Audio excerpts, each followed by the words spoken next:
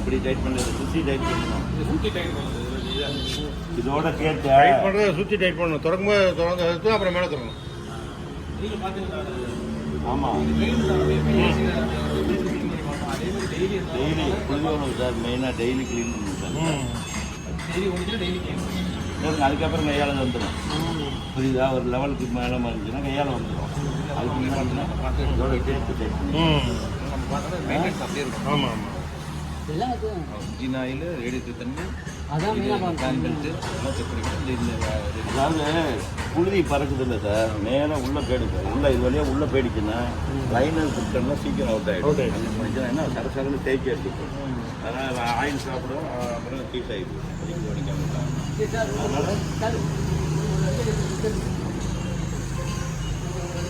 கதைச்சி அப்புறம் வேணாம் எல்லாத்துக்கும் முதல்ல இதெல்லாம் சொல்கிறேன். இதெல்லாம் காலையில் இதை வாங்க நான்லாம் சொல்லி முடிச்சது பிறகு உங்கள் டவுட்டெல்லாம் கேளுங்க. ரைட்டாக இது முடிஞ்சிருச்சு இன்ஜினை பொறுத்த வரல. அடுத்தது கியர் பாக்ஸு. கியர் பாக்ஸு வந்து 90 ஆயில், இன்ஜினுக்கு 20-40, கியர் பாக்ஸுக்கு 90 ஆயில். எவ்வளோ கெப்பாசிட்டி? 5.5 litre capacity. இது ஆயில் ஊற்றுறது இது வழியாக செக் பண்ணுறது இங்கே இருக்குது கீழே.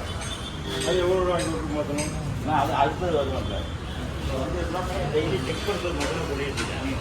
அடுத்து பார்க்குறது மாற்றுறது அப்புறம் வர அதை